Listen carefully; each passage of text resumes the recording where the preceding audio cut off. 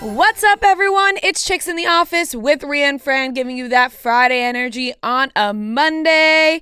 And Friday energy we have indeed on this Monday morning. Woo, woo. How we feeling? Victory Monday, baby. Victorious. Oh, yeah. Love that. Why not, huh? Why not? I'm in a great mood, but I'm also exhausted. It's figured.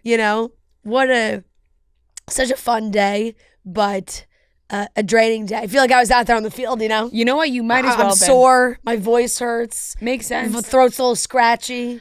It's like I might as well have suited up yesterday. Your voice sounds better than I thought it was, and I think the listeners are actually going to be shocked too, because the amount of lovely ladies that responded to my story being like, Fran's voice tomorrow is going to be at another level. No, truly. No, it's not. It's not that bad at all. It's, I just don't throw them back like I used to. Yeah, those. You Well, put that's the like, cigarettes down. You're only doing half a pack these days.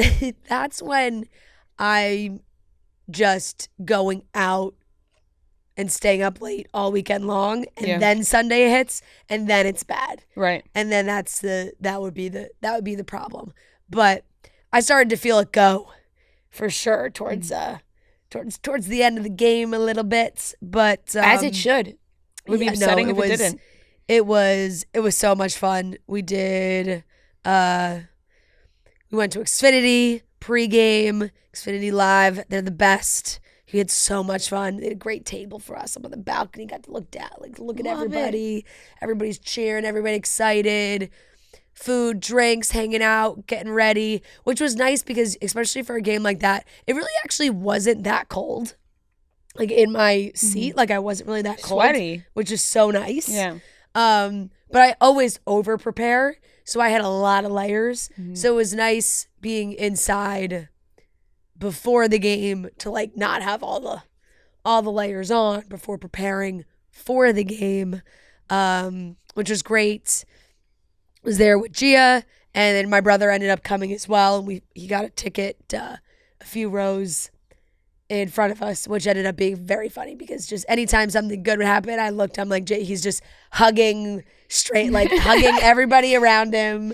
It's the spirit of the game. At the second half, there was a couple next to us, and they left at halftime. Mm-hmm. And Gia and I were like, oh, do we tell JB to come back to sit with us, or everything's going well the way it is? Should we just have him? Gia was like, no, let him stay down there. Let him stay there. And then JB was laughing. He was like, no, I actually don't think the people around me would have let me leave. We were locked in. We were really locked in. So it was great. The game was so much fun. Obviously, the Eagles scored 55 points. It was a lot of excitement. Defense played great. Got there early. MK Morrissey was she's currently Elphaba on Broadway. Mm-hmm. She sang the national anthem, which that's an amazing start. Couldn't get any better than that. That's an amazing start. I saw her, she posted a TikTok I posted on my story where she was joking, improvising if she was going to hit the Elphaba Defying Gravity note during the national anthem. She didn't. She had a beautiful, beautiful national anthem. But she was joking a brave, to really hit a little. She didn't do it, but that would have been good. Yeah, but it was great. They had the flyover. They have the eagle fly up from the top. The eagle flies around the stadium. I saw that. And I was like, wow, that's really cool. I know. And then over the speaker they tell a little story about the eagle. Oh, that's gorgeous. It's just beautiful. So we had really a ton of fun. Eagles games, being at Eagles games just really crack me up because, the crowd is so funny. There was definitely a decent amount of Commanders fans, not a ton, but they were around for sure. And, they, good for them. Just for being at the game, I give them a lot of credit because not that I saw anything bad happen, but it's a lot of pointing and laughing for sure. There's a lot of and a lot of them left early in the fourth quarter, so there's a lot of waving and yeah.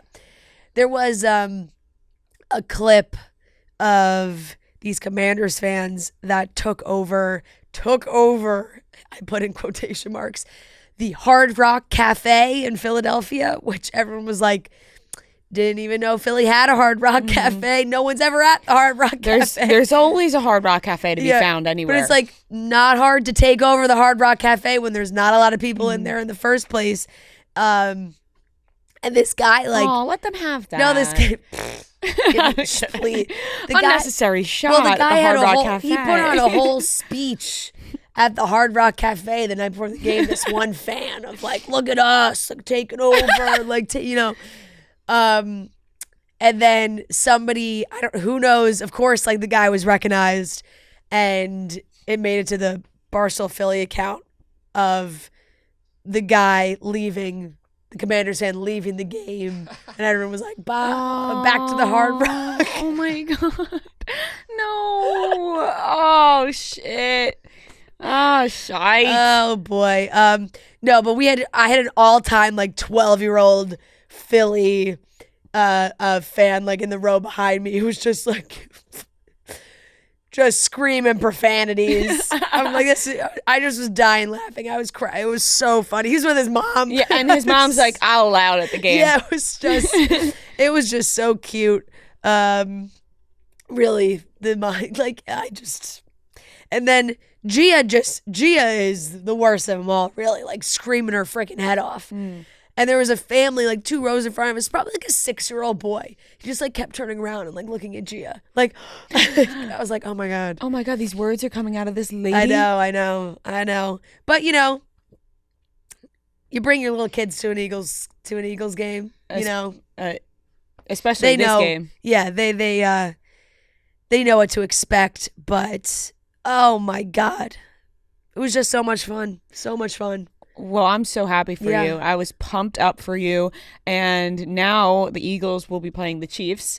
The Chiefs. It's a rematch. Beat the Bills. And I just have to say, sweet Josh Allen, my heart goes out to the Bills fans, our listeners. Yeah. We know we have some dedicated Buffalo listeners out there. My heart. And Kansas City. My heart. Of course, Kansas City, but my heart doesn't go to them. They're in the Super Bowl. They've won enough. No, I'm happy for them, but the Bills fans, I felt like I, really had a connection to Buffalo this past fall when we went. I drew a big B on my chest with buffalo sauce. So I felt like I was one of them. And I felt really bad for Josh Allen watching, his post-game interview. And he's like, in order to be the champs, you got to beat the champs. And he's just got this like sad puppy dog face on. And I'm like, and I just felt for the Bills fans, Yeah. as someone who loves Buffalo. No, I definitely feel you on that. It's tough when it's just like, it's like the boogeyman. Like, it's just every time. It's like the playoffs are all around. They just can't. And they always have to play them. Yeah, and they beat them. They've, beaten them in the regular season, but when it comes to the playoffs, it's just like a whole He's now 0-4 against situation Mahomes in the playoffs, right? What? Isn't that he's 0-4 against? Yes. That's tough. That is correct. I saw, this is like, the and sports. Josh, we love Josh. The sports takes come out, but I saw videos of the comparison when the Bills beat the Chiefs in the regular season, and Mahomes was like, that was the wildest fucking call I've ever, whatever, when he said, when he hugged Josh Allen after the game, because he was mad they lost. And then this one is just Josh Allen giving Patrick Mahomes a nice hug, saying nothing about the game, very respectful, very respectful man. I love Josh Allen. But Patrick Mahomes, he's got that fire in him. He wants to keep winning. So can you blame them? They love the game. Mean, a rematch is crazy.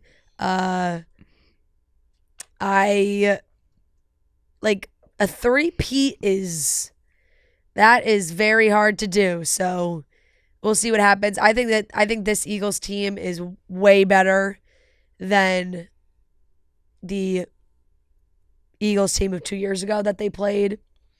Saquon is just such a difference maker, I love that. I just God love him. Let me tell you. God love him.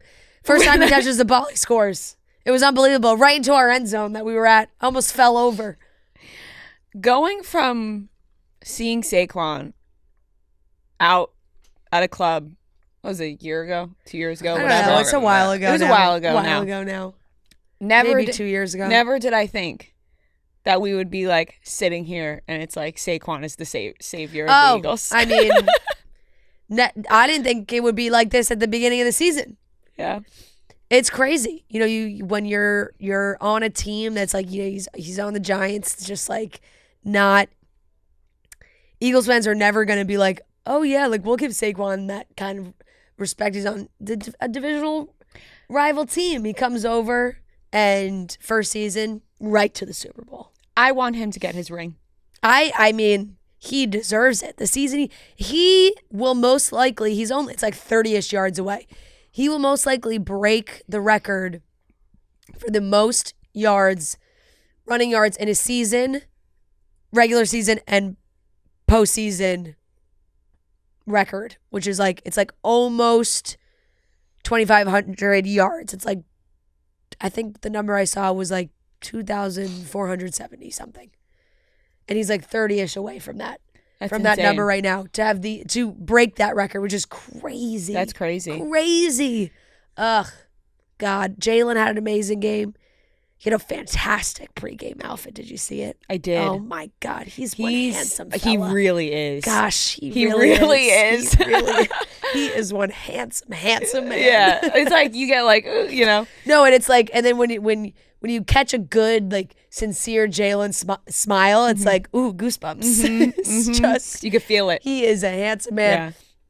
Yeah. And he was lighting his cigar, and his locker was very MJ-esque. It was very cool. Very cool. But yeah, I mean, back to the Super Bowl. I don't know what I'm like. Now I'm so nervous. I'm like, what am I gonna do? I gotta get my ducks in order here. You do. So you're going to New Orleans for the dozen. Yeah. You were already going for the dozen, but now you're gonna be staying for the week because you know the Eagles are in the Super Bowl. So why the frick not just stay there? No, I know. But I'm gonna have to ask some of my, hey, coworkers, want to work together? Want to do something at the end of the week? Here comes the one thing that I get jealous about with the Super Bowl situation, the performers. Like you're gonna see Kendrick perform with SZA, right? And let's not.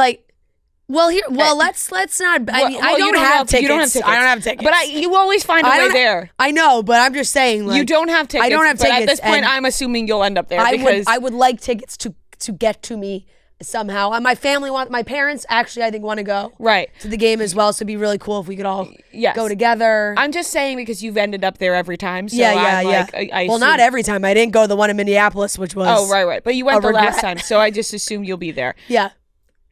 You got to see Rihanna. Yeah. And now you may possibly get to see Kendrick. Right. And I'm not gonna lie, like this is gonna bother you. I'm like, okay. No, I know, and I know that's how you feel about it. He'll probably have some cool, like, I think it's gonna be sick. I think it's gonna be fucking sick, and I think you're gonna be like, "This is sick." SZA's like incredible. Yeah. That one excites me a little bit more. And you don't think he'll have another surprise performer? I don't know. We were talking about this maybe. last night, and like I just can't see him bringing out Lil Wayne because they have one song together. It's Mona Lisa. That's not a song you perform at the Super Bowl. And I also think after the drama, I don't think Lil Wayne would want to just be brought out as like a special guest. I think he would want to actually perform the entire thing. A lot of people are saying Tyler, the Creator. I don't know if Tyler Creator would come out for like. I think Tyler Creator's he's obsessed with Kendrick. Yeah, but he doesn't scream Super Bowl to me, Tyler the Creator. Yeah. I don't think he'd excite that many people. No, I mean Tyler Creator is such a specific crowd. Yeah. Remember at Tyler the Creator's concert when he brought out Drake and the crowd booed? Oh yeah. Like that, you know what I mean? Like it's not like a commercial crowd. Yeah. It's not a halftime. Right. Halftime has to be. It's got to be a little commercial. Yeah, for sure. But that will be fucking sick. Yeah. And you know what though? I'll enjoy watching it on television anyway. Yeah. Crank that volume all the way up. Like, performances are crossed, better on TV than at the because you remember like a lot of them. It's not like made for the stadium. Like half the stadium is made like for the TV. backs of everyone. 100%. I felt that way. I mean, even Rihanna in the stadium was amazing, but I remember watching it back, and it just has a much different. It has a totally different effect. You can crank that. It's just hard. I mean, sometimes you're looking at your seats like. Yeah, and you're also looking at like, Rihanna. She's like this big, you know. When Beyonce did her thing like a few weeks or like in December, if you're not, you wouldn't see her like walking out on a horse, like all that stuff. Like Yeah. You know what? Absolutely. One of the best Super Bowl performances for me still, and I just watch it every once in a while, is Beyonce and Bruno Mars. Like when they like battle each other. Yeah. Like that was epic. Yep. That was really good. That was really cool. That was really good. But yeah, super excited for you. Yeah, Chiefs, Eagles. no pun intended. I know. Everyone was Super Bowl. Oh. Yeah, that one. That was good. It's just like a common word. Yeah. Like, you know what I mean? Super excited. Like it's a common word. Different this year because now they're playing against Taylor Swift. She wasn't around 2 years ago. I'm sure she'll be there again. She's got the luck on her side too. Yeah. Yeah, they always do. She's back on the field. Everybody was looking at all the videos and pictures of them canoodling on the field again. Of course. It's so cute as always. She seemed very excited. Yeah. It was cute. There was one, I think it was Mahomes when he scored and then had the all-time worst attempted spike. Awful. They showed the box and it was very cute. It was like Taylor had one arm around Donna, one arm around her mom. Mm-hmm. It was very sweet. That is nice. That's nice. And it's crazy because their moms look a lot alike. They do. Sometimes I'm like, which mom is she with? Similar vibes. They have similar from those vibes moms. going on for sure. 100%. Like you think when they met each other, they were like, yeah, we're gonna get along. Yeah, I think it's like I think that's one of the many reasons why it all works. And I will say, love. I'm so hot and cold with some of these outfits. The Chanel outfit from whether it was that last week or 2 weeks ago? Last week maybe? Loved that. Mm-hmm. This outfit, not so much for me. Not so much for me. It actually felt like Travis-esque. Like with the like designer print all over the outfit. Logomania like a lot of logo. Yeah. I feel like Travis, like it reminded me of something Travis would wear. I just cannot get behind anymore, and Taylor loves this look and she always has, and I appreciate her dedication to the look, but like the tights with the lace up boots, just like ankle boots, it's never gonna be a look I love. It's her look, it is a little like witch like. It's her look. It's her go-to. I liked the hat. I thought the hat was very cute. Yeah, very cute. And her sweatshirt, but I don't know. She had to do her little Papa Red. Mm-hmm. And some people thought she was wearing the same skirt that she wore to last year's AFC Championship game, which I can respect that 100%. Because sometimes you got to match. I've been wearing my same Go Birds sweatshirt crew neck every playoff game I've worn it. And yesterday I was like, well, it was one of my layers. Like I had it on. Are you gonna wear it if you go? Yeah, 100%. You gotta wear it. 100%. All the people posting pictures now of Taylor and Eagles stuff from like years ago.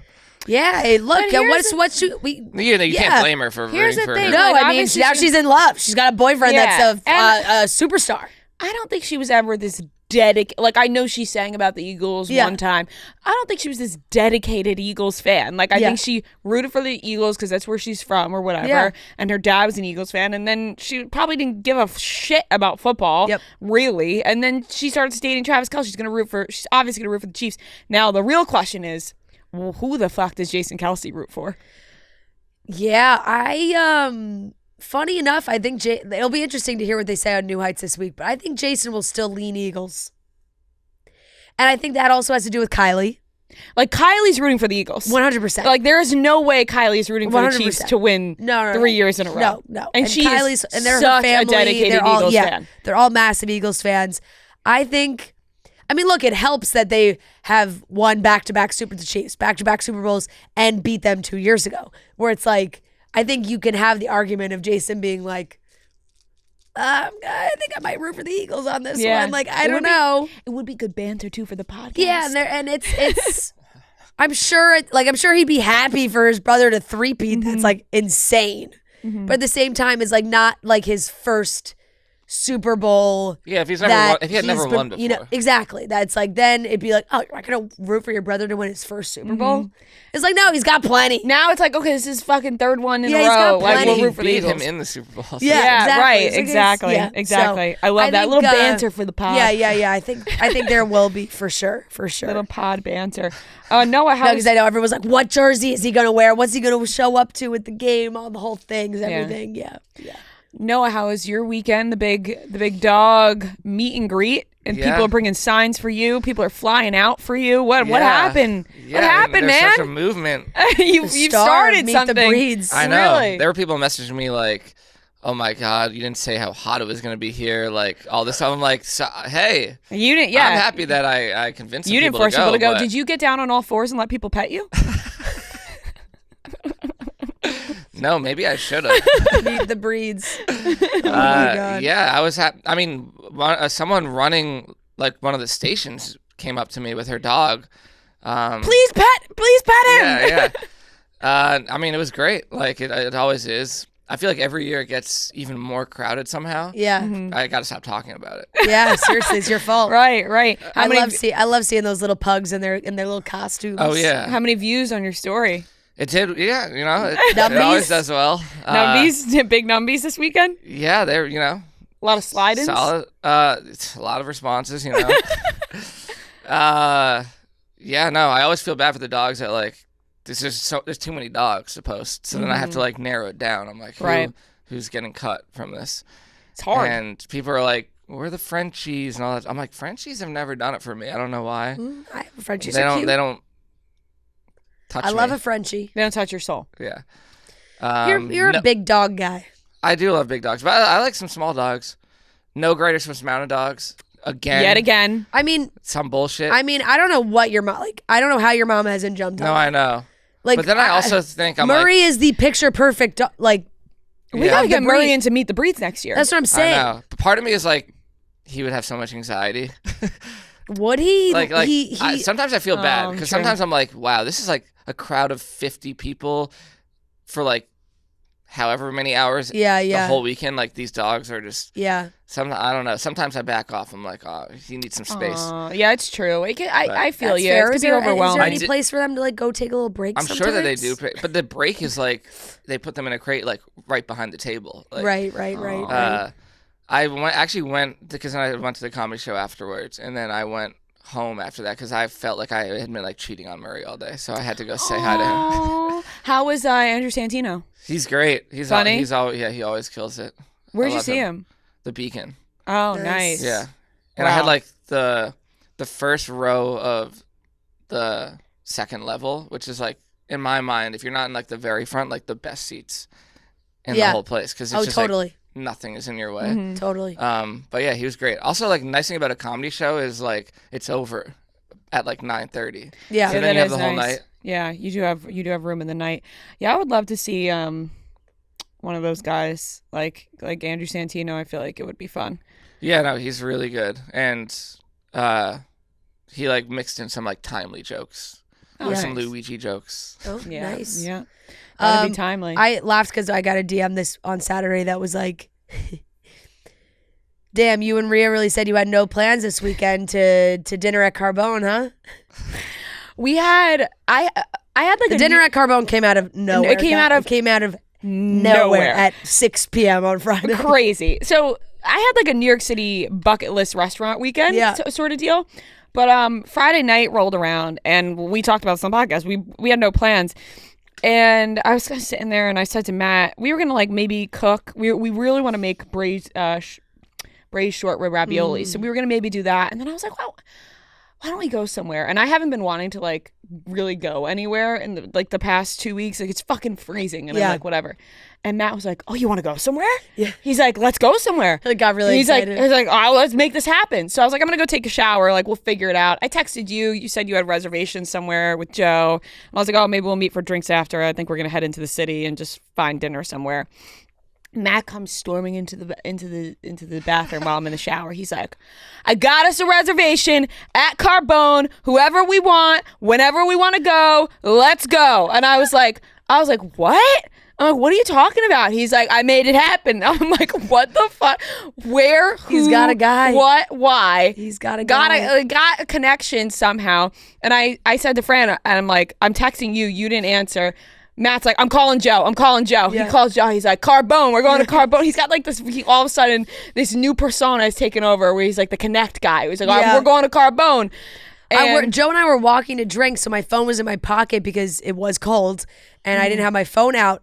And Joe answers the phone, and he's like, "Oh, what? Carbone?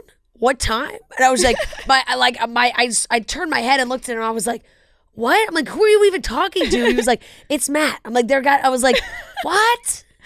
And then you text me. You're like, "Yeah, that sounds amazing. Let's fucking go." Like, duh. Let's go to Carbone. I'll cancel my dinner reservation. It was not it was nothing special. But let me tell you, up until we arrived at Carbone, I didn't think this reservation existed. Right. And I thought the same thing too. And Matt, he played it off so cool because the whole way there, he's like, "No, we got it. We're in. I'm like, "Are we? Like, what happened?" And I'm like, what the fuck do you mean we're in? And we show up. He says his name. They're like, "Yep, you'll be ready." And I'm like, he's like, I gotta be honest. The entire way here, I was fucking sweating, thinking to myself, we're gonna show up and this reservation doesn't exist. And Fran and Joe canceled their other reservation, but he really just reached out to somebody, and he was like, I took a shot in the dark, and I just reached out to someone and asked, and it happened. He's got a guy. And I'm like, that's fucking awesome. So the dinner was fantastic. Dinner was delicious. Was that your first time? First time for dinner. I went there during COVID, like lunch. Like it wasn't the same menu, like different scenario, but first time inside, like eating dinner. And absolutely it was delicious. Great bread. Sneaky, one of my favorite things with this was the clams. Still the assorted baked clams. So good. It was delicious. It was just a veal parm. Yeah. Oh man, it was just a classic Italian night. One thing is, like, I will say, like, the spicy rigatoni, it's delicious. Yeah, but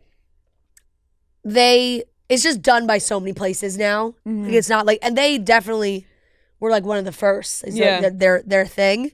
But and it is very, very good. It is. But you know, it's like you've had it. Right. There's other things on the menu that are other things delicious. I thought were really good. It was so good though. Great. Caesar was delicious. Yeah, great night, Italian night, wine filled, lots of fun. Delicious espresso martini as well. Delicious. Little cinnamon on top, nice stuff. And then the next day, we woke up lazy Saturday morning. We were like, why don't we go back into the city for lunch? There's this place I've been wanting to try, Hillstone, because apparently they have a great French dip. Yeah. So we were being really lazy Saturday morning, like really taking our time. We hadn't eaten yet. And I was getting like slow to get ready, whatever. And by the time we even end up in the city, it's like 2:00 now. Yeah. Okay. And both of us still haven't eaten. We show up at Hillstone. I'm thinking, I've read online, like if you show up to 2 people with no reservation, they usually could squeeze you in. We show up. No. It's actually been out of this world this week. Recently, my friends have tried to go too, where like you go at a time, you try to put your name just to be on the wait list to sit at the bar, and they're like, nope, wait list full. Yeah, they were like, the wait list is full, done. So I was like, oh my God. It's crazy. So we get back in the car, and I'm like, we were going to maybe go to S&P, which is good, just a good lunch place. S&P. And then I'm looking at the map, and Don Angie comes up, and I'm like, so for those who don't know, Don Angie is a restaurant in New York City that is quite literally impossible to get into. Yeah, it is you cannot get a reservation. If you just like walk in, they don't take you. It's a whole thing. But I looked online, and it said if you show up like a half hour before opening, then you have a high chance of getting in, like just sitting at the bar and getting food. Yeah. So at this point, it's like now closer to like 2:30, between 2:30 and 3. They open at 3:30. So I'm like, you want to go to Don Angie, try it out? Like, we'll do it. But I said, listen, I'm at the point of being so hungry that it's not going to be fun in this car very soon. Yeah. So Matt was like, all right, let's grab a hot dog on the street to hold us over. And he's like, this is ridiculous that we're getting a hot dog before we possibly eat Don Angie. Hot dog but we'll get a little dirty water dog to hold us over. Yep. So we grab a hot dog on the street. We park right in front of Don Angie, get in line at 3:00. Opens up at 3:30. Boom, sat right at the bar. Nice. Fantastic. Amazing. Fantastic meals. How many people were in line? There was only like 6 people in front of us. Okay, not bad. And some of those people were really just trying to get reservations for later, because you could wait in line and ask for reservations for later. So only like 2 people in front of us actually, Right, like, were going actually in to wanted sit to down eat at 3:30. 3:30. Yeah. Who's going who's going to eat at 3:30? Yeah. Such an awkward time. Lucked out for us that we hadn't eaten yet, so we were fucking starving. Yeah. And it's such a heavy meal, but it's one of those places it's impossible to get into. Like, you try, you can't get into it. And I had people message me being like, how'd you get in? And I'm like, how'd you get a reservation? I'm like, I did not. You have to wait in line a half hour before it opens, and then you could possibly get in. But I went in with lower expectations because it is one of those places that's really hyped up. So I was like, I know it's going to be good, but I don't know if it's going to like blow me away, which is fine. I'm just looking for a solid meal. It blew me away. I thought it was really fucking fantastic. The buffalo milk caramelle, which is like a buffalo milk ricotta ravioli with like a brown butter sage sauce, but the brown butter sage like sits for a long time, he told me, the guy, because the bartender was talking to me about it. It's not like the taste is something I've never tasted before. It was absolutely incredible. One of the best pasta dishes I've ever had in my life.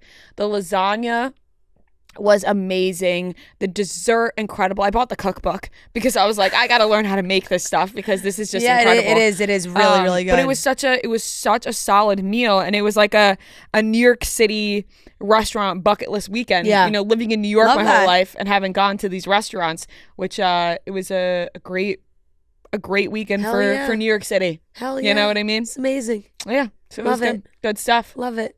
Good Italian food weekend, yeah. What a weekend. Yeah, it was. It was a solid ass weekend. I got the bouncy house booked. Different one though. Oh. It's pink. Ooh. And it has a slide. Amazing. And it's cute, and I love it. Hopefully it shows up. I don't know. Love It's a sketchy website. No, it'll be there. It'll be I there. assume all bouncy house websites are sketchy. 100%. I've actually never seen a well put together website for a bouncy house. Never. So yeah. Yeah. I'm excited to go. I'm excited to get into February. So true. So true. All right. February it is. Here February it comes. soon, right around the corner. Back to the Super Bowl. There she blows. Yep. All right. Let's get into the rest of the show. We will be talking about Timothée Chalamet on Saturday Night Live. Chalamet. First round of Grammy performers were announced. We also have an interview with Parvati Shallow, reality TV legend, and we have weekly watch reports. So let's get into the topics. You guys know how much we love Game Time. Thanks to Game Time, I was having the best Sunday of my life. Enjoying that win. Game Time really coming in clutch with those last minute tickets. If you are trying to get to a game, a concert, comedy show, check out Game Time, the official ticketing partner of Barstool Sports. You know how much we love Game Time. Now with their brand new Game Time Picks feature, they're making it even easier to get to a game.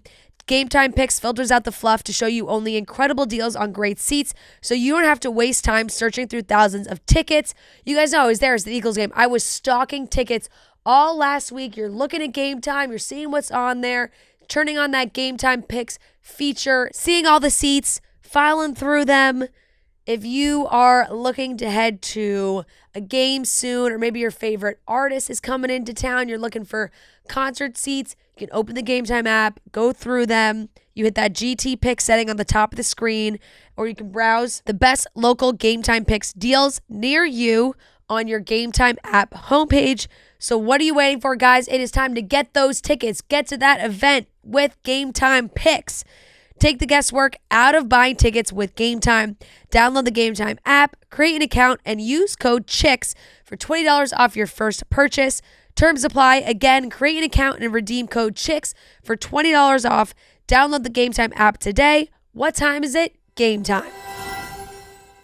Timothée Chalamet back on Saturday Night Live this past weekend. It's his third time. He's going to be a 5-timer very soon. His third time on Saturday Night Live, and the first time I laughed at Saturday Night Live in a while, I have to be honest. From start to finish, well, I fell asleep like before it was almost done. I'm not going to lie. Yeah. It got late. It was late. I was still in a food coma from Don Angie. Yep. But I thought he was fantastic. He's so funny. Like, he should be a cast member. I did see a lot of people being like, is he just like so charming and funny, or were the, or it's like, it's so fair. But I thought he was fantastic. I thought his monologue was great. The jokes about losing out and these on these big awards. Some sketches are Unsavable. for tough, sure. No, for sure. Some of them I'm just like, after watching the SNL documentary, which we'll talk about on Weekly Watch Report, and the thought and everything that went into like the early years of SNL, even early to 2010s. Yeah. Compared to now, I'm like, what has happened? Why? How are these sketches making it through? The AI sketch, yeah, it went on for so long. Was so bad. Which one was that one? With the teacher and Timothée Chalamet, where they were like, yeah. That one was so bad. Yep. I did like the Medcast. I liked the exercise one. Exercise one was hilarious. Thought the exercise one was great. I also really liked the coffee shop one. Was good. He was good in that too. The one without him, the Medcast, I thought was very funny. Yeah, that was funny. The podcast, that one. That was funny. That was really funny. That's a good idea. Yeah. Really good idea. The dog one, horrendous. Like so bad. Oh man. I mean, then there's like some is just like. It is gonna make people laugh because it's so ridiculous. But like when he was, did you catch the one at the end where he was the doctor? I saw it online. Yeah. You know, just farting in the person's face. Yeah, not my forte. Not my forte. Not. I don't want to see Timothy in that light. In my mind, he doesn't poop. Yeah. Oh man! And then he performed as Bob, like not as Bob Dylan, but he performed Bob Dylan songs. Definitely not his more well-known stuff. That was shocking to me because I think at least I went in being like, well, he's gonna play songs that he played in the. Those songs weren't in the movie. No, like apparently Timothy played some of his more niche, obscure songs that he, and which is fair because I actually did. I was like, I don't know what he's singing. But also, he wasn't like fully in character. Like he sounded like Timothy singing Bob Dylan songs, which is different from the movie where he sounded like Bob Dylan singing Bob Dylan songs. Well, the second one, I felt like he sounded more like Bob Dylan. Yeah, he had like a little twang. A tiny bit, but it was still like he wasn't like fully impersonating. He's probably out of it. You know what I mean? Like he's being Timothy right now, so it's probably hard to jump back into Bob. I love the little Adam Sandler cameo to do Timothée Chalamet. Shout out to Nikki Glazer for making that happen. You know what I mean? Love it. Would that happen without Nikki? Who's to say? So yeah, Timothy's great. He's hilarious, but SNL as a whole, is never going to be like or maybe they will one day, but it's just tough. It's really hard. But the exercise one was cracking me up. And he's like, ladies, if you got a tampon in, we're going to push that shit up an extra inch. The Jimmy Carter. That rubbed a lot of people the wrong way. Really? I thought it was like a good risk. Like comedy wise, I think it's so fair. I think comedy wise, SNL they don't really push the envelope too far anymore, and I thought that was like, one way to do it. No, I agree. That was a funny character. Yeah, that character was great. So no, I was laughing. I think the Oscars are missing out on not having him perform. If that's not going to happen, like now, like why not have Timothy perform as Bob Dylan, have Ariana Grande go up there and sing. Like, because then they'd probably have to have the Amelia Perez performances, and that would be a disaster. Yeah. Because, I mean, they're not like those songs aren't nominated for anything. No, I know. I'm just saying it's like he's Amelia up for Perez Best Actor. Yeah. I think has a good chance of winning. It's like... Yeah. Do you think he has a good chance of winning? I think, yeah. I feel like Adrian Brody will win. I guess, I didn't see that. Yeah, so I don't think I've never seen it, but I just have this feeling that 3.5 hour film Oscars Adrian Brody. Yeah. I just feel like this is the Oscars time to get it right with Timothy and not do what they did to Leonardo, where he goes his whole career and people are like, how is he still not won? It's like, give it to him now, not for like when he wrestles a bear. And it's because when he won for The Revenant, it was just like, he has to win now. But like he had more deserving, I feel like. But yeah. I haven't seen, I don't know. Yeah, I haven't seen Adrian Brody, so I can't. I'm sure he was good. Yeah. I know, like. Although AI. Right. I mean, I don't know. I think some people are not. I don't know if it hurts that not like A Complete Unknown was well received, but some people didn't love like the whole movie. But like just as his performance, there are movies that like aren't great. No, I the agree. I mean, at the end performance of is like Zoe Saldana was So you didn't probably end up like seeing it. she's probably gonna watch Best Actress. I mean, she's like the favorite to win Best That's Actress. crazy. Like I just keep Not seeing that one scene. supporting actress, which is just How did SNL not do a skit about Amelia Perez? Like they should have Insane. made fun of that. Yeah, It's actually like hard because that scene where they're singing it already feels like a skit. yeah, yeah. It definitely does. I think Kylie joined for some after party stuff. Yeah, she was in the audience at SNL. Some people Yeah. got some shots of her. I think she sat like higher up. Yeah. But Timothée Chalamet, he'll get me to tune into anything. I was like, No, really true. My whole day, I was like, Timothée Seriously, Chalamet. Day. when we were all watching live, which Yeah, when does I that know we were happen? like texting. doesn't about happen it. often. Like we were all really watching Saturday Night Live. Right. We were there, locked in. Also very cool. Marcelo has been wearing. He wore it I think maybe in a sketch last week, and then towards the beginning of the show, there was a T-Mobile commercial with Keenan and him, and he's wearing one of my brother's necklaces from his. So cool. He has some, jewelry brand line, part of the bigger brand that my parents and him do together in his JB3 line, where he has his sunglasses and he's also been doing jewelry, and it's like a really cool beaded necklace. And we're watching the commercial. I was like, oh my God, that's the necklace. Rocking the necklace. Very cool. Very cool. I like Marcelo because of his voice. He has He like has a a cool raspy voice. Yeah. That I find to be interesting. Yeah. That I could like listen to him talk and joke. I find it to be interesting. But He's very funny. I wanted him and Timothy to do another rap, but I know. they didn't. I know. And that made me sad. The baby. I feel like face they could have rap. done more together. I know. I was disappointed by that. Yeah. Didn't happen. But Yeah. classic Timothy. We'll watch him do anything. Yeah. Moving on, the first round of Grammy performers were named. Sabrina Carpenter is a big time Grammy performance. Let me tell you, for all these people. Sabrina Carpenter, Charlie XCX, Chappell Roan, Billie Eilish, Benson Boone, and Doechii. Which, I mean, fantastic lineup. Yeah. Like I don't know who else I would add. Like that is a great lineup. Did you say Shakira?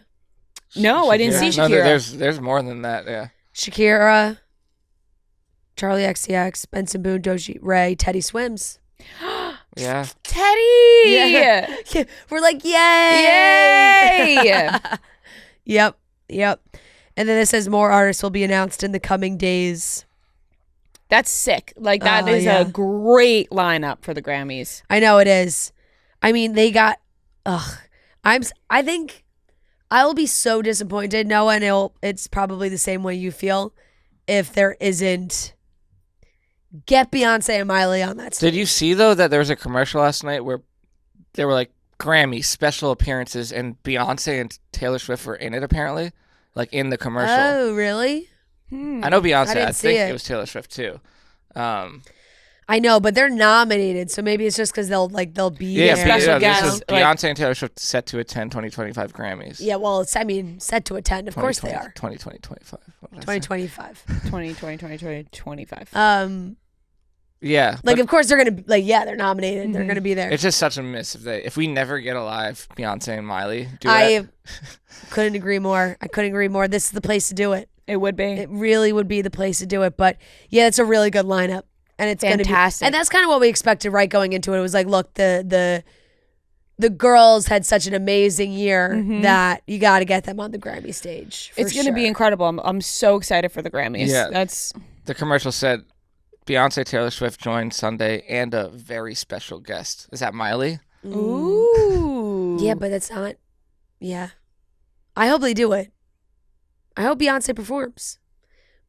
When was the last time Beyonce performed at the Grammys? At the Grammys? Yeah, like I wonder.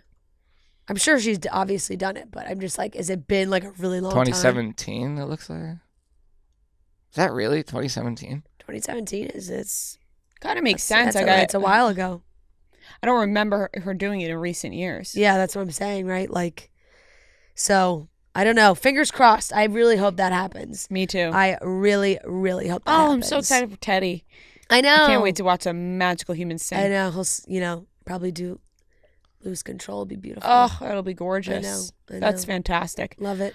All right, well, that wraps up the topics. All right. All right, let's get into the weekly watch report where we talk about the things we watched this week.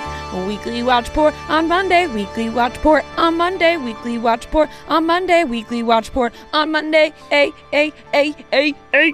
All right, let's get into the things we watched this week.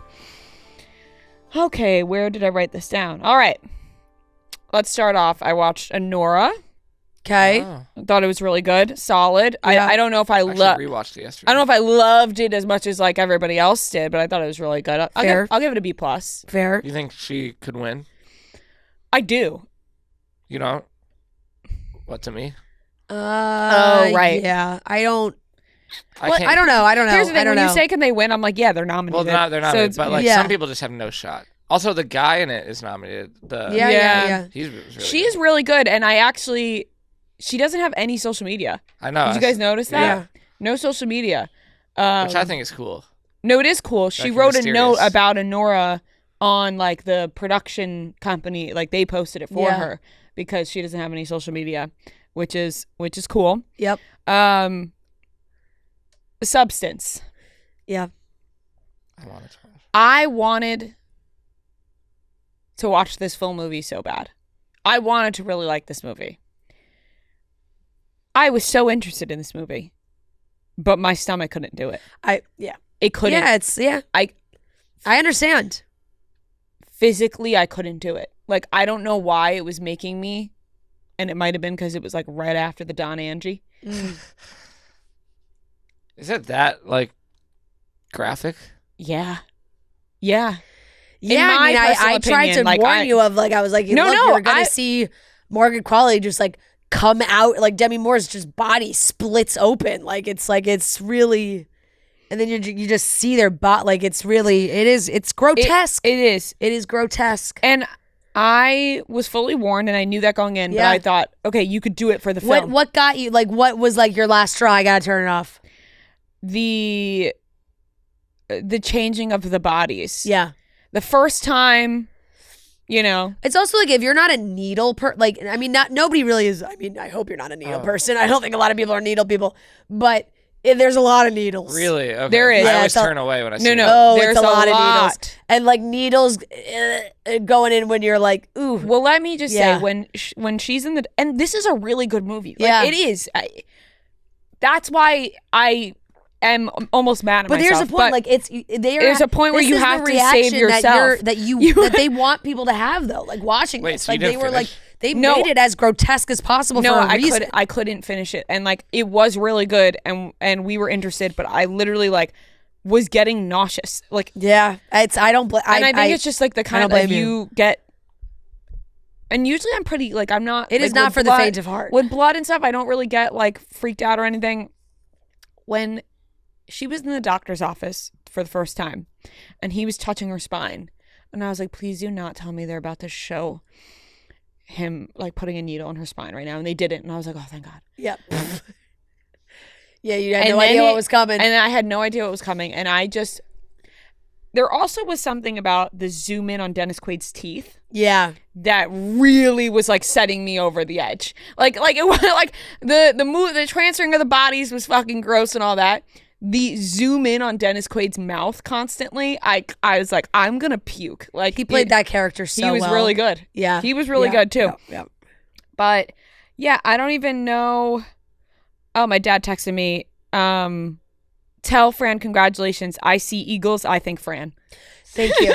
Thank you. I would like to be synonymous with the Eagles, you know? Like just when you see the Eagles, you think I see eagles, Fran. I think Fran. Same. It's hard to grade because I didn't finish it. But Yeah. I mean, and I wouldn't say it's a bad movie. It's Right. just Should I just, disgusting. I mean, write to on be the honest, I graphic, think you just got to unfinished? write did not finish. did not Like, finish. unable Did to not finish. complete. Incomplete. Yeah, write an incomplete grade for that. Incomplete. She got an incomplete. I don't blame you. It's a tough watch. I watched it by myself for a reason because I knew Joe would not be able to watch it. Like I was like, I can't. If I attempt to watch this with him, like he won't be able to do it. So like I just had to watch it by myself. Yeah, it's Yeah, I understand I why kinda it's wanna watch it nominated now. though. I might watch it tonight. You should. I mean, it's a good movie. It's Maybe just, it's like a gross horror, like, it's disgusting. I understand why it's nominated. It is really good. It just, you have to be able to handle. I heard Margaret Qualley's really good. She's She great. is. She is. Both of them are great. They're both, everybody is great in it. SNL documentary, all 4 episodes. Ooh. Love. I haven't gotten back to watching any of them. I love. You watched only the I only first watched one? the first one. I started the first one. Do you guys remember when that cowbell sketch came out? What year was that again? I don't remember when that came out. No, Obviously, I've seen it. I don't think so. Wasn't it? That must have been. Why really am I early blanking on the year? I 2000s. literally just watched. Cowbell. 2000. Yeah. Okay, so I don't remember it obviously coming out because I was We're fucking 3 years 3 old. years old, yeah. But I guess I thought I came out later because my dad would always recite this sketch. Like, Yeah. growing up, always like, I got a fever and the only prescription is more cowbell. Like, so I remember seeing this sketch and like my parents always laughing about it and talking about it. There's a whole episode just about this sketch. And Jimmy Fallon says it's like the best thing he's ever been a part of because it was like one of his first sketches he was ever in, and he breaks. It's like the first time, because Jimmy Fallon was known for like breaking and laughing in SNL, which I love. Some people have like it was funny when Lin-Manuel was trying to crack up in the. Yeah. I love that. Like, I think it's like adds an element, makes you laugh. It's like the giggles, when you get, like Jimmy Fallon compared it to like when you get the giggles in a classroom, but just 100 times worse. Yeah. Like, because you're on live TV. And so that was fantastic. I really loved that documentary. I would give that a B+. I thought it was solid. I love knowing the inner workings, the auditions, how people get involved. Pete Davidson's audition looked horrendous, and he was watching it being like, how did I get cast in this show? I don't know how people do it to an empty room. Like, that's crazy. Like audition. Yeah. Well, yeah, I mean, there are people in the room. There are I know, people but there. like It's just- silence. yeah, like, Yeah, they said they don't really laugh. Yeah. That's Yeah. like a thing they talk about a lot. Is they don't really laugh. So that has to be uncomfortable because you think you're bombing, but really, like, you make it through. Solid. Love Island All Stars, pretty solid too. I'll give this a B. I'm enjoying it. Same. Traitors. Fantastic. Good episode. A. Solid A for Traitors. Great episode. Can we talk about it for a second? Like, what is Danielle doing? It made no sense. I don't know. She's maybe one of the worst traitors ever. It was really bizarre to throw Carolyn's name out there. Really bizarre. It I didn't was like, feel like it made sense. if anything, I don't know why the strategy wouldn't be try and, I guess she just thinks Carolyn's too much of a wild card. But like, I feel like she's getting paranoid because Boston Rob got a traitor out. no, but Right, that's now she wants to get one 100%. But out. I think it would be, I think you got to try and take a shot at Rob, or like try and do, like, work together with Carolyn, and then maybe there's a way that you can get people on the Boston Rob scent, and then you could, if you get him out, like, you could potentially recruit a new traitor, just because, like, especially having, if you are a traitor and you make it to the end and you win, and then they're like, if there's any deliberations or whatever happens, like, Rob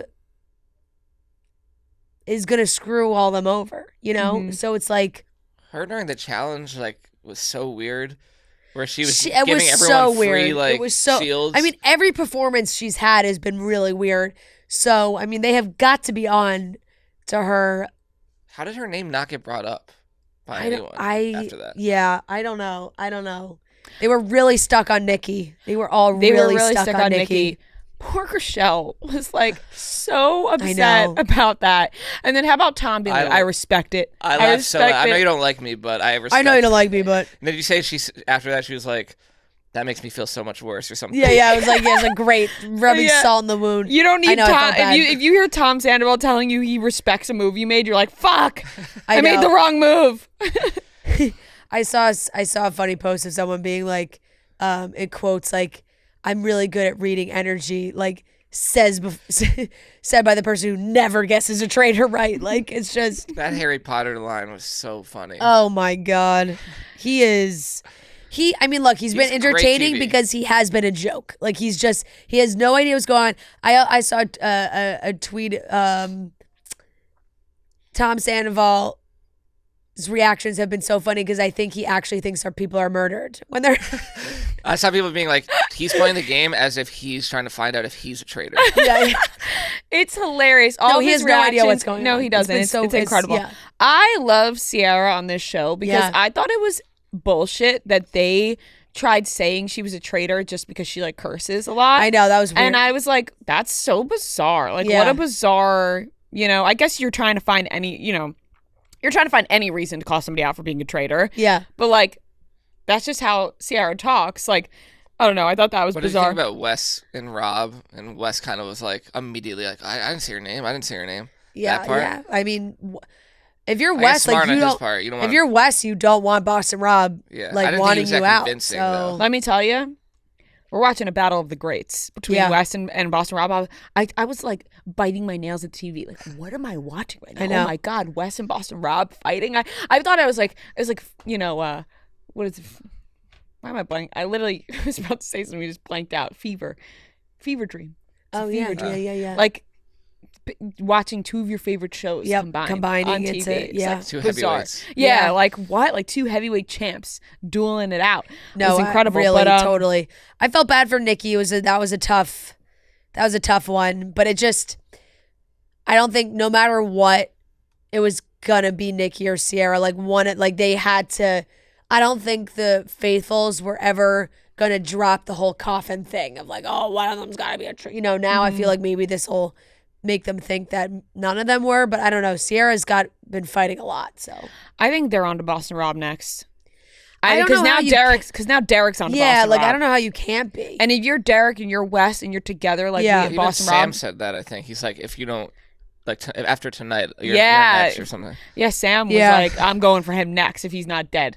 So Yeah. I think Boston Rob might be next. Did Sam vote for Rob? No, he voted for Nikki. Oh, he did. But he said if he wasn't dead, like, after that night. yeah, then he'd be on right. too. That he yep. Dylan Efron writing Gabby's name down. Love it. Lone Wolf. So random. I think he's kind of like, I know, like, he's like, has a big ego now. He's like, Yeah. I know this game. Right, he was feeling himself a little bit. He was like, Yeah. I'm thrown out. I'm like, you know what? I just think it's Gabby. Gabby was like, I'm dead. Like it was Did you see that post that Rob made about him and Dylan with the backwards hats? Yeah. Yeah. Classic. Solid episode. Yep. And then the last thing I watched, which I thought was incredibly boring, was the Dirty Pop documentary on Netflix about the boy bands. Ooh, I didn't want. Yeah. I didn't I didn't see that. I watched most of it, but I was like, this is boring. I'll give it like a C-. Okay, fair. I also didn't grow up in the same time period as like NSYNC and Backstreet Boys and stuff. Yep. You know? Yep. Totally. Like, obviously, I can appreciate. It's just a little bit before your time. Right. A little bit. I could. Yeah. Just I a little remember it bit. on the radio. No, for sure, because I could appreciate the songs. Yeah, like it wasn't. We were, even for me, I loved. I was more of an NSYNC gal, but I was young. Like it's like when you're like you're still little. Like it wasn't like we were teenagers going through full teenage heartthrob. No, being obsessed. and the with Backstreet them. Boys It it was in the 90s, yeah, and same. So with NSYNC. Justin Timberlake left NSYNC in 2002, so yeah, Yeah. that's definitely right, and NSYNC was also in the 90s. Like I was born in 1997, Yeah, no, so it was just like a little bit more. I just remember before. getting like one of my first NSYNC CDs to play on my boombox. I was like, 7. Mhm. It's like I was young. It was like Britney Spears and NSYNC. Those were like the two that Right, I liked. because But when- it wasn't. But I wasn't like the craze doesn't hit you the same because you're 7. Like you're like the music is fun, but Right, because I didn't grow to love Britney Spears until I was a bit older, because Britney Spears was also just a tad bit yeah, for sure, before for sure. me, because her first Hit Me Baby One More Time was released in 1998. Yep. So She had her second win with like Womanizer. Remember that? Yeah. That whole thing. yeah, but like like obviously everyone grows to love Britney Spears at Totally, whatever age. totally. But it was I went to a this. little I bit- went to the circus tour. Wow, really? Yeah. That's sick. Yep. So it was just a little bit before. Like my first CD was Lindsay Lohan's Speak. Right. You know? Yep. Yep. You guys were Now. Did you guys listen to the Now CDs? I feel like we've talked No, about this. not really. No, I wasn't used a to be censored big child. Now. A what? A censored child. What? Because Now had like the censored versions of songs. Oh. Yeah. Yeah, I guess that's true. Yeah, those I didn't CDs really. had so many good songs. Yeah. They did. That's it for me. Okay, I'll give Love Island All Stars I'll give it a B plus. It's good. I'm enjoying it. I'm locked in. I think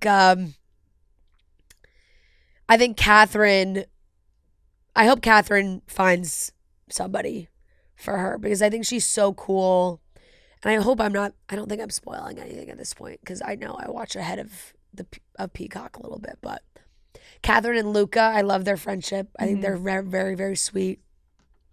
I love to see, like, Grace came in. She's a great Love Islander. I feel like she always ruffles some feathers and she's stunning. So like everybody's gonna like have some interest. But they're putting in some good people. There's been some good established couples. It's been interesting to see Curtis and Ekin-Su like maybe hit a little bump. I don't know. We'll see how it goes, but I think that was maybe Curtis's first glimpse into Ekin-Su. Like, I think Ekin-Su might be a little nuts. Do we think Ekin-Su is just like playing into the reality? Like she's like, we need to fight. Yeah, I don't know. I think she's so entertaining. I love her, but like the way she handled the kissing stuff was like. Well, that's why I'm like, is she just doing this because she's like, we're on reality TV and like, we need to have a fight? Totally. Or like she was like, well, I saw what you did, so I just wanted to get back at you. It's like, okay, all right, that's the game we're playing. But it's been good.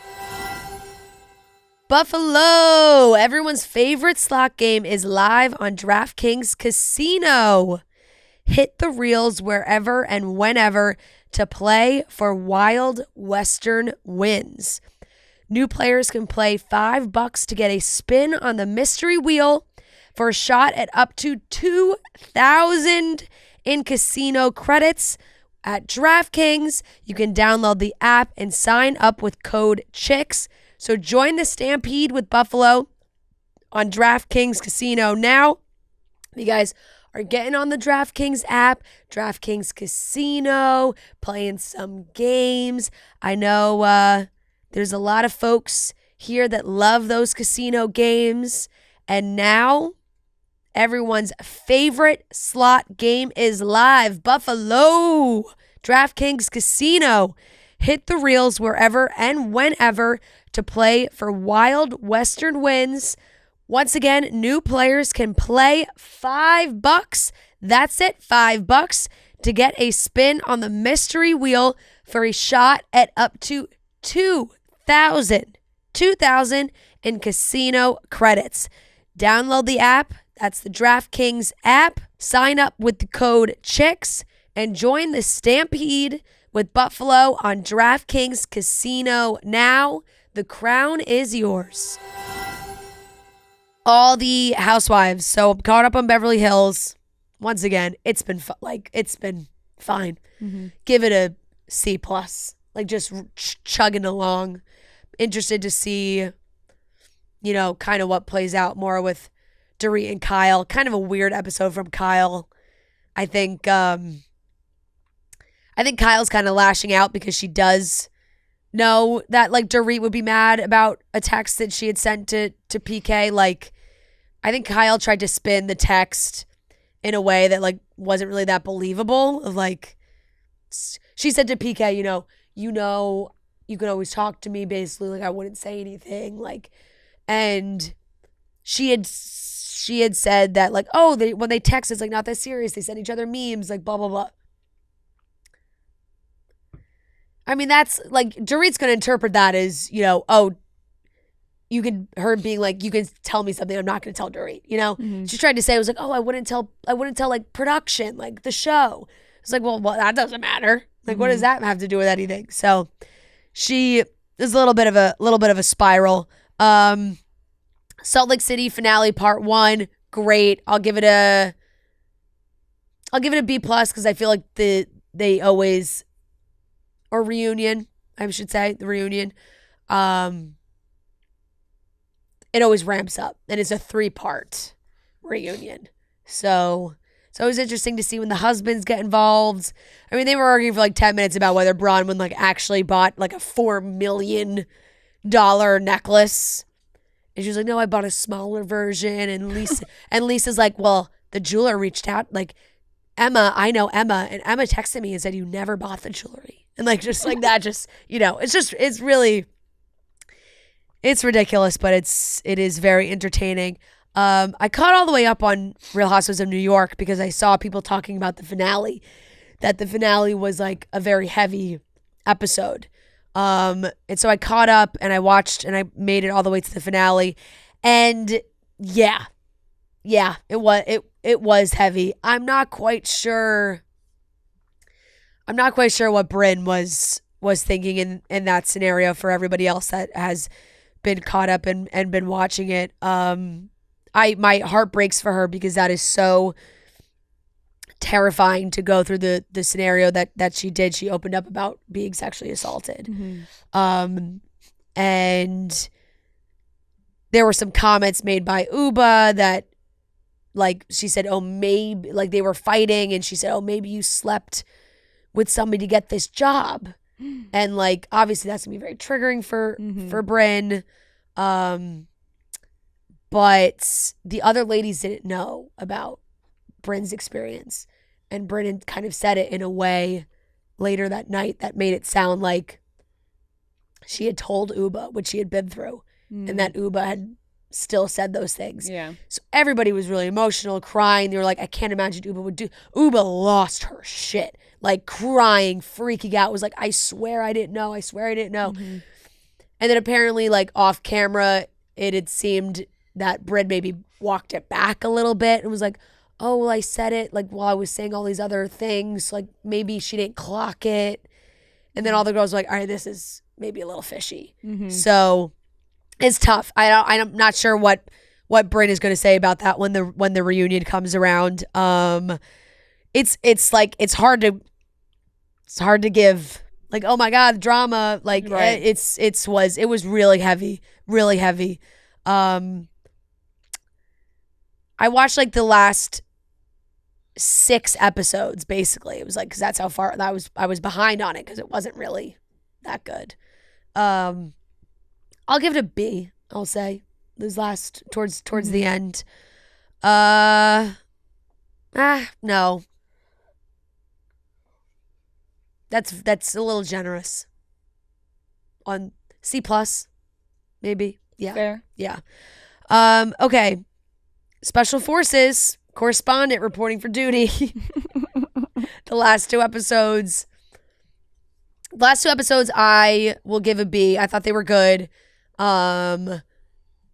Crazy what they put these people through. I know I say it every time, but they had to do like a gas chamber basically, like that if they had gotten released into an area with toxic gas and they had to go in and like take their gas masks off and experience the full effect of it and like try and unlock a safe and get this out. I mean, Cam Newton took his mask off, tried to break down the door immediately to get out. And they did it in pairs. So like you're basically quitting on your partner that you're doing it to. Was not happy. Was not happy about that. Carrie Hart has been really good. Ex-motocross guy, married to Pink. Really, really good. And impressed with the ladies. Christy, Kyla Pratt's still crushing it. It's tough because like for somebody like Kyla, she's failed basically every mission that they've had, but she's like, I gotta give her credit for still being there. You know, like that's still crazy. Traitors, I'll give an A, solid.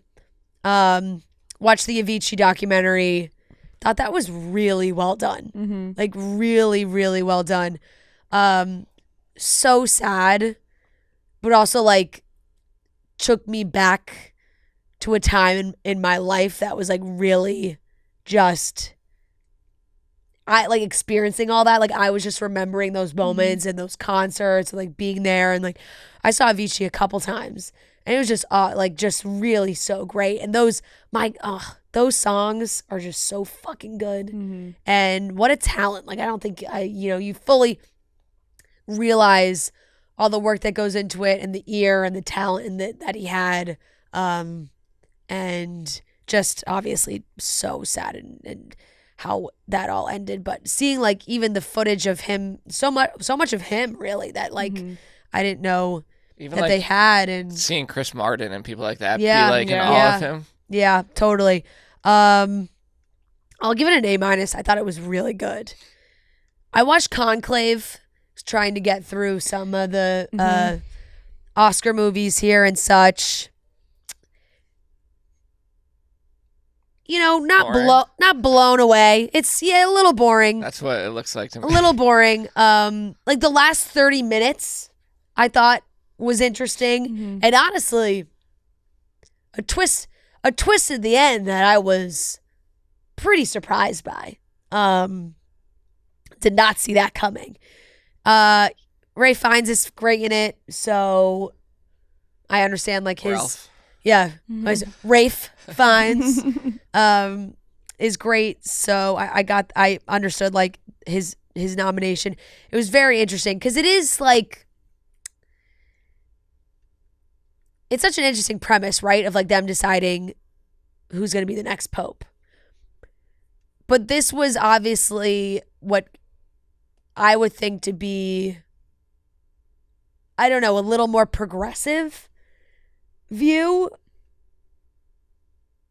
The Catholic Church, I don't know what kind of battles they're having out when they do have to find a new pope, and I'm sure it is similar in some ways, but also like, you know, there was like going behind people's backs, exposing potential like affairs to delegitimize people from getting the Pope nomination, all these things. So there's other things going on that was interesting. But I'll give it a B-. Like it was definitely the first hour I was like, all right, this is moving slow. So that was that. The Wild Robot, A. Oh my God. I Solid. talked about it a little bit last week. Fucking love this movie. Cried my eyes out. Great movie. I almost put that on, but then I was like, I'm not in the mood It's to actually be sad. It's streaming on Peacock now. Oh, good. So you can stream it instead of having to like rent it. Wish I knew that. It went on streaming like a day after I rented it, but that's okay. It just tugs at your heartstrings. It really does. And it's a great story. Loved it. Beautiful. Yeah. And that's everything I watched. Okay, I watched Severance. I watched the finale of season 1, and now I'm caught up on the first 2 episodes of season 2. It's way better now. Like, I'm way more into it now. Now what's happening in season 2. I'll give it an A-. Like, it is really good. Solid. And like once you're like more attached to the characters and everything. I watched this movie called The Order that came out last year. Yeah. With Jude Law, Nicholas Hoult. Yeah. About like this true story about these white supremacists and like the FBI trying to take them down. It was good. It wasn't like the best movie I've ever seen, and I feel like I've seen very similar movies to it. I'll give it like a B-. Jude Law is really good, and I feel like it's interesting to see him in this role. I feel like I don't really see him in like serious roles that often. And then I watched Traitors, episode 5, give an A-, like just solid. I'm very into it. I've actually been like skimming season 2 in between these new episodes because I'm like, I need to get a Traitors fix. Yeah, it's Season true. two But is it's good. harder. You should Like, watch. Yeah. I feel way more like attached to season 3 character. Like I'm way more into this Yeah. cast. Season 2, I don't. Maybe it's just me. I don't like know a lot of these people, so I'm not really as into it. It's a really fun show. Like it's a great show to binge. Because week to week is tough. Like it's they kind of leave on cliffhangers and whatever, so you like want to watch the next episode. So binging it is like you can I know. fly I wish. through it. I wish it just all came out. Like, Right. Yeah, It's no. tough week to week. That's it. That's all I watched. Wow. Wow, light week again for you. I did like start the first episode of SNL. Didn't watch it, and then I started the first episode of this game. It's called Game 7 on Prime, where each episode is a different Game 7 in sports history, that's cool. which is That cool. is cool. But I didn't finish them. So Yeah. that's it. Light week. Light week. Yeah. Spending time with the dogs. Yep. Yeah. Yep. Yep. All right. All right. That wraps up everything we watched. We are kicking off this year with a new partnership with our friends at Truly. Let's go. We got some Truly hard seltzers in our hand right now. I got the Mountain Paradise in my hand, which is such a delicious flavor. The pear flavor, I love it. You're holding wild berry. Delicious. Yep. That strawberry Love my lime. favorite. Can never, ever, ever go wrong with a strawberry lime. And Truly hard seltzer is surprisingly light. It's refreshing. It's easy to drink. And that's why you guys need to be drinking Truly hard seltzer. It's 5% alcohol in each can. We are stacked and ready to go with our Truly, and we are super, super excited about this partnership going into the new year. This is an awesome partnership, and so we're so excited to be working with our friends at Truly. This is what I love on the can too. It says peak refreshment, which is what it is at Truly. I truly... There was no pun intended there, but I guess it just happened naturally. This pear flavor is just absolutely delicious. So right now, check out Truly. Fun things coming up this year too. We So do. we're really excited to be working with Truly. So stay tuned.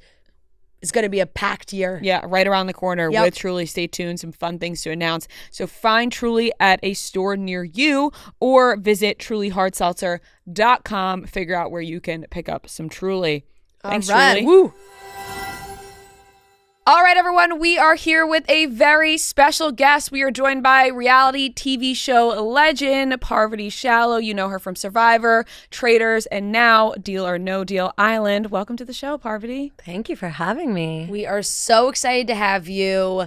Like you guys were just chit-chatting before we started, but I feel like a lot of our life has been Survivor, a lot of Survivor talk, of variations of different challenges and things like that. So I've loved it because it's been cool, and I think people that have watched Survivor and are such big fans of you saw a little bit of you in Rhea when she was going through the game. If only. And I'm saying it was like the biggest compliment ever. I found it to be the biggest compliment in the world. Look, it's a new era. I say whatever version of Survivor that you're playing is very hard, and if you get to the end and then you win, you're a badass. Thank you. No matter how you get there and how you play, if you get to the end and win, give yourself credit for that. Thank you very much. Absolutely. Well, you are the Survivor queen, the legend, and I've been so excited and happy to watch you on other shows as well. Like when you were on Traitors, I was like, oh my God, yes, she's on Traitors. Now Deal or No Deal Island as well, which we're going to talk about all that. But I do kind of want to take it back from the beginning because you are releasing a memoir this year, Nice Girls Don't Win. Super, super excited to read that. But you talk about your time and how you even got to Survivor in the first place, right? Yeah. Can you give us a little background on that and how you even got into reality TV? Well, I grew up in a commune in Florida, and it was run by this very powerful female guru.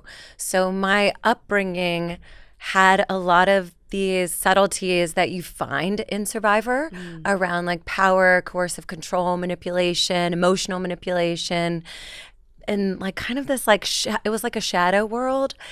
And so I went to high school. I was like, oh, I really am super competitive. I wanted to win anything I put myself into, but I wasn't the fastest. I wasn't like the best athlete, but I had endurance. And then I was like, what can I win? And we did superlatives. So one of the superlatives was friendliest. And I was like, well, that's my superlative. I can win that one. So I like played high school like I played Survivor before I even knew Survivor existed. Then I go to college at Georgia and then moved to LA. And I was like, I just want to be on TV. I want to host a travel show, something like that. And I was in this circle of people, and one of them was a casting associate for Amazing Race. And that was when they were doing a lot of recruiting. Yeah. Now they don't do that. Now they cast like super fans of the show. But at that time, I was competing as an amateur boxer and a bartender. I was working as a bartender. A lot. Yeah. And so they were like, oh, that's cool. Like, you have a cool job. Like, you're really friendly, really flirty. Let's put you on reality TV. So I went for Amazing Race, and we got caught at the finals. But then they remembered me and asked me to do Survivor. So I went into the casting process for Survivor, and it was wild. Wow. Yeah, it was a completely different era. What was the process like for Survivor? Like, how many rounds did you go through until you finally found out you were on?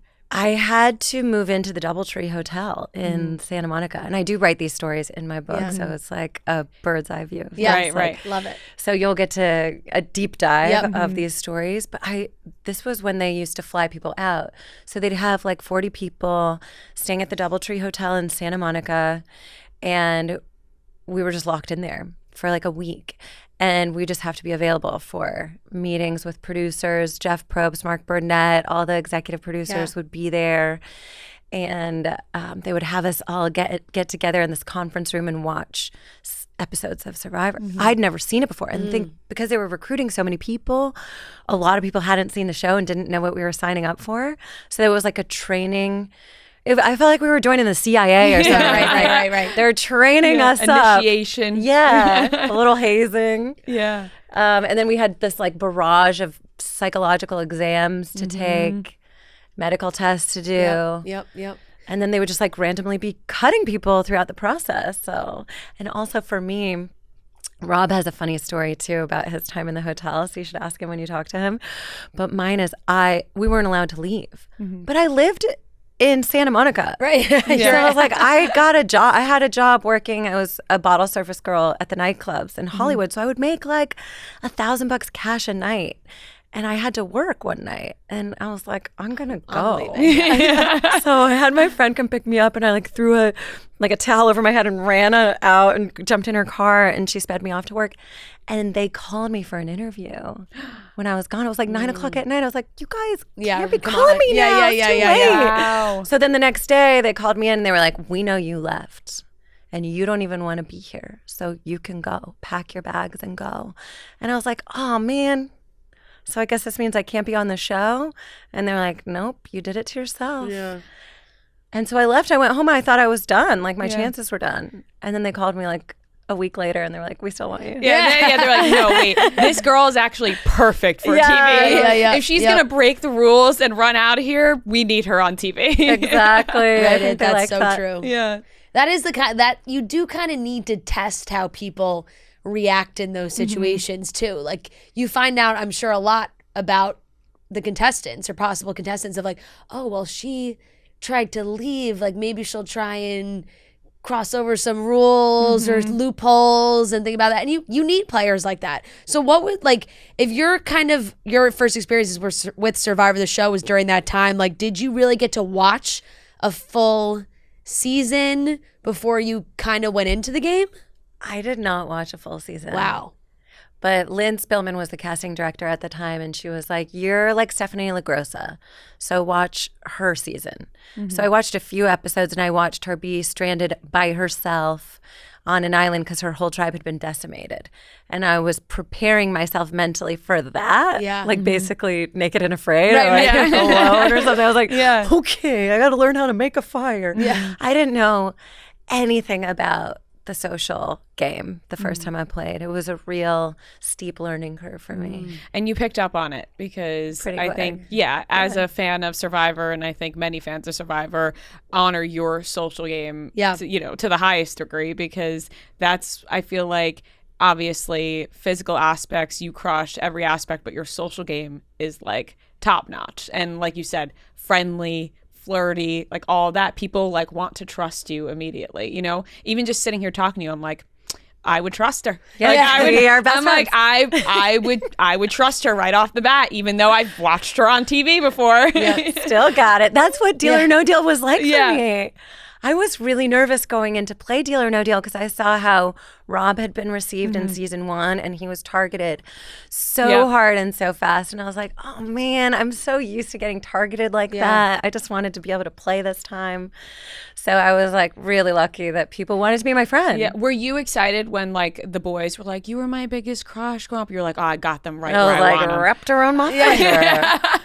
That's where the Black Widow nickname comes into play, right? Like it's like that's the perfect. You just get them right where you want them. Yeah. Just to catch him up in that web. Right. Yep. That is the difficult part, though, like you mentioned, Rob doing it, and then also on Traitors as well. People sniff it out, although it's kind of now watching this season of Traitors. I don't know if you've been keeping up. Oh, yeah. With Rob, you being a traitor last season, I'm like, we were just talking about this. Like, how are they not watching going, well, they had Parvati as a traitor. They probably have Rob as a traitor too. Like, right. Traitors has to mix it up because they're just using all the Survivor people, but people aren't catching on to that just yet. We haven't seen the rest of the season. Oh, but now what Rob has done at the round table is I put a know. big spotlight on him. He definitely did, but I do think it has been a good, and it's a good strategy too, because I was joking. I was like, I think some people go into Traitors, they have really no clue, but it's like, in order for the game to work, you almost need somebody, Big Brother world, Survivor world, to be with the Traitors and kind of guide the group in a way that like makes sense. I can't imagine like all the Bravo, like 3 Bravo people being Traitors. They'd be like, who do we kill? Like, I don't know if there'd be like any strategy towards it whatsoever. That is true. Because it's like, it's just such a fun show. All these shows are so fun to watch, but there's such a fun show to watch when you as a viewer obviously know what's happening and you're like, oh my God, the moves that they're making, are so good. They can't get these people into believing them. Were you surprised at kind of how long it took on Traitors for people to start to suspect you? Well, yes, because Larsa called me out at the table as soon as Alan had picked the traitor. So I was like, oh boy, I already have heat on me. And I wasn't even a traitor at that point. So I was like, as soon as I became a traitor, I was just like, so scared. And I started acting so weird. Yeah. And I was like glaring at everyone and pouting. And I was like, oh, I don't even know I do that face. It's like when you, like, if you smoke and then you're like, everyone knows I'm high. Yes. Like that. That's exactly it. I felt like it was a fishbowl. Like I'd walk into the breakfast room and like time would slow down and everything would expand. And I was like, the lights are so bright and they're all pointing at me and everyone's looking at me and I'm being weird. And I would pick up the coffee and I'd be like, how do I pour a drink? Yeah. You're like second guessing your How would a faithful pour this coffee now? Yep. With Deal or No Deal Island, when you were approached to go on the show, were you hesitant or kind of all in to go back on to a new show? Well, Deal or No Deal Island is like the goofiest name for a show. Yeah. So I was like, what is this show? But I watched Rob on it because Rob's my guy. So I'm like, I love watching him play games. It's fun. So I was like, okay, it's really fun. It's like you're glamping. You're in these like deluxe accommodations, being fed, being taken care of. It's kind of campy in the way that Traitors is kind of campy. It's goofy. Joe Manganiello is the host, and he's so perfect for the gig. And so it's like adventure, reality, but like kind of a movie at the same time. And I was like, yeah, I'm going to go for it. Because as soon as you get past the silliness of the name, the show is actually pretty complex. Yeah. And it requires a totally different way of showing up and playing for me. So it was like a unique challenge. Yeah.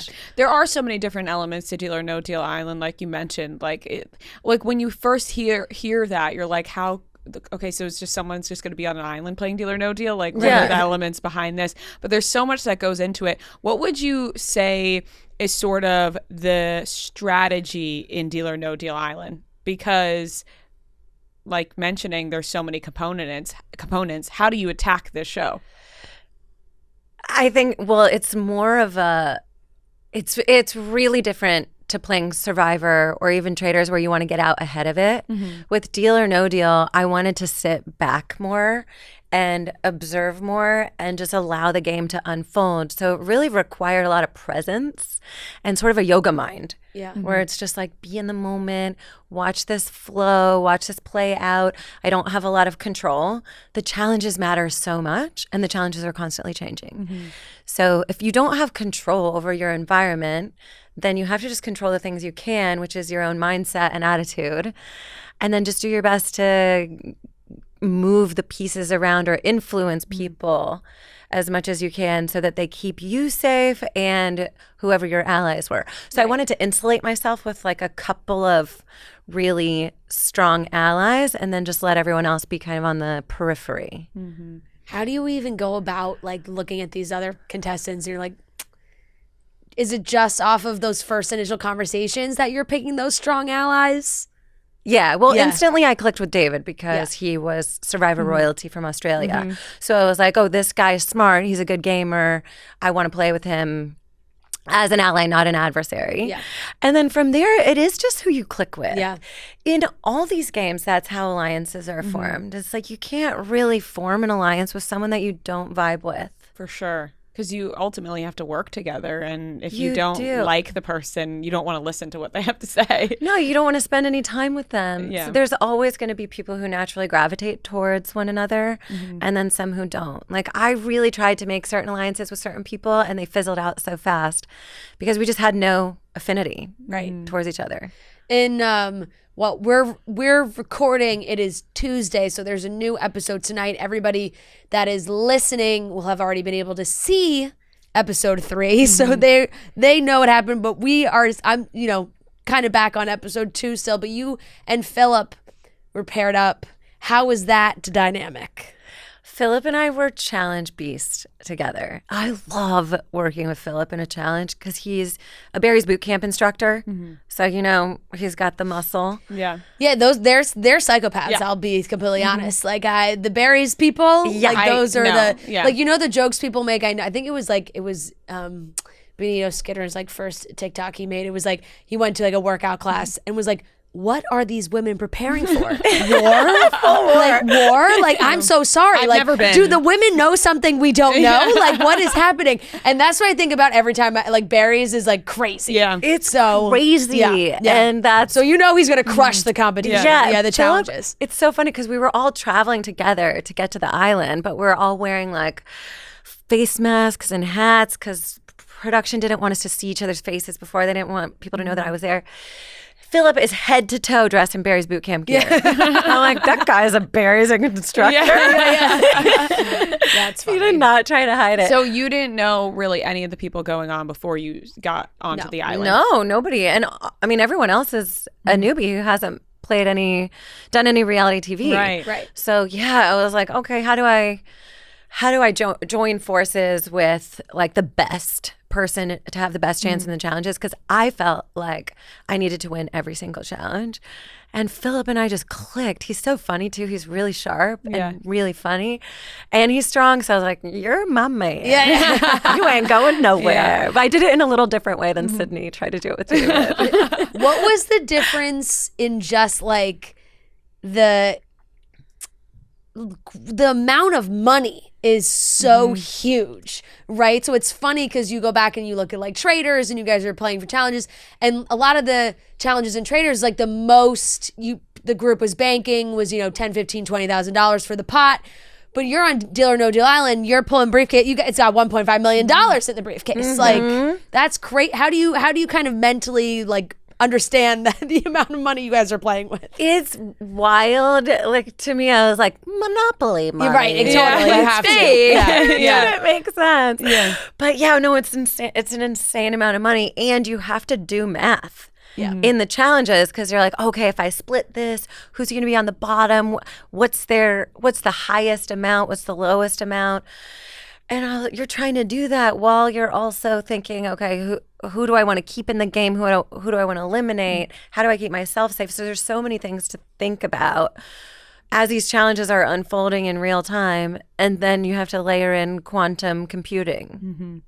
Like what? Yeah, right. No, that's too much for me. You There's lost a me. lot going on. You lost me already. Just talking about you lost me at quantum. Quantum computer. My mom is an electrical engineer, and my dad was a math teacher, a high school math teacher. So I'm like, I should be really good at math, but I'm not. Yeah. I mean, especially with all like the physical aspects going into it, then having to do the mental math on top of that. It's like your brain is fried. Yeah, you're like a million, a billion. Right. Exactly. $1 trillion. Where are you guys filming this again? It's an undisclosed private undisclosed. island. Undisclosed private island. Yes. I kind of love that. It feels very Austin Power. Yeah, we don't need to know. It would, take away the allure. right? But to be honest, I mean, we were just in, we had an awesome trip. We went with Peacock. It was for Love Island when they were filming in Fiji over the summer.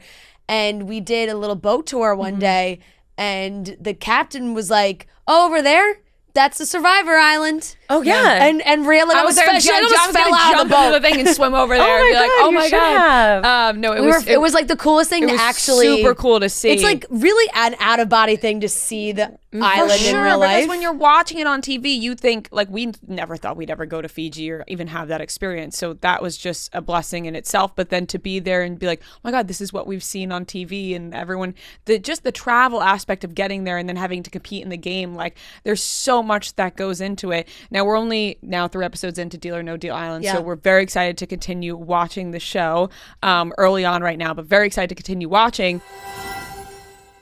There's something so magical about jewelry. I feel like jewelry is a beautiful way to express yourself with different pieces.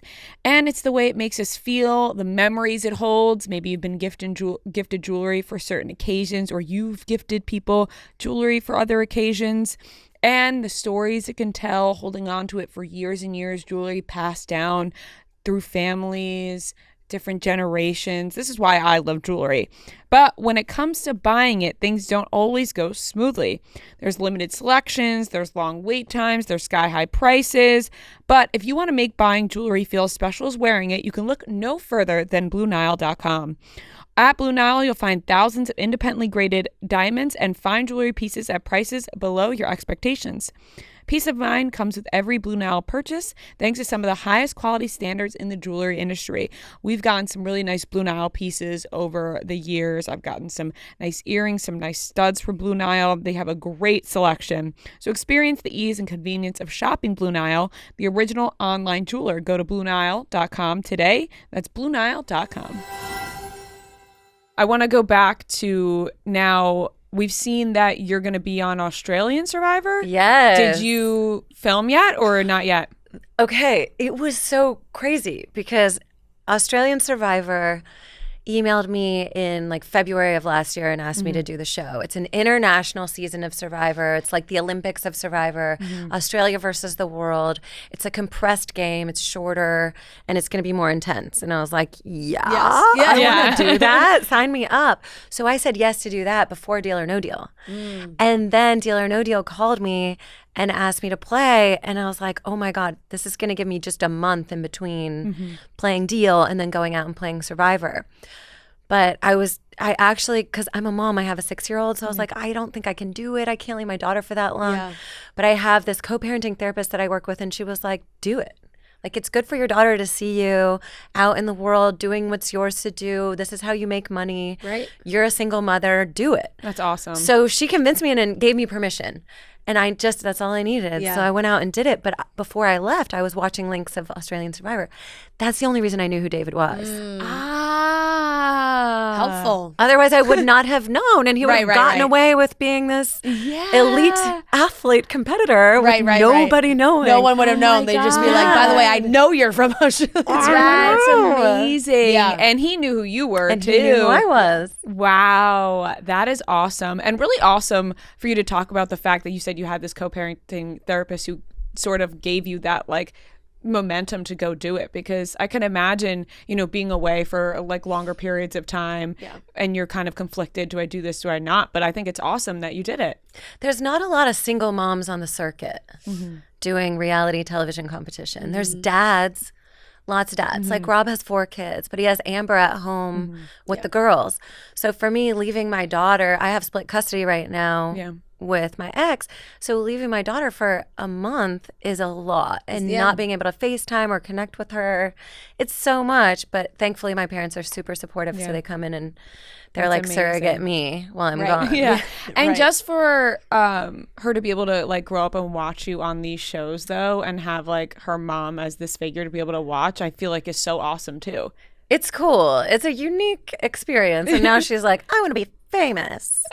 She's like, you're a rock star, Mom. Yeah. She's seen the Deal or No Deal billboards all over Sunset. Would you let her do any of these shows? She would destroy.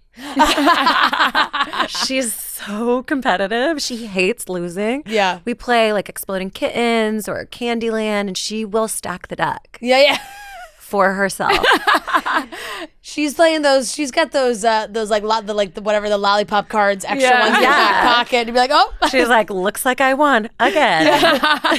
That is incredible. Isn't it sometimes funny when you're like, yeah, that's my kid. Yeah, that's, you're like, you know, that's how it works. That's She how came from me. Yep. There it is. proud. You know, when you first did Survivor, obviously, you know, you didn't win the first season you were on, but you go back, you win. What is that feeling like? Like when you're getting towards the end and, you know, everyone's voting and you're like, oh my God, and you have to sit with it kind of.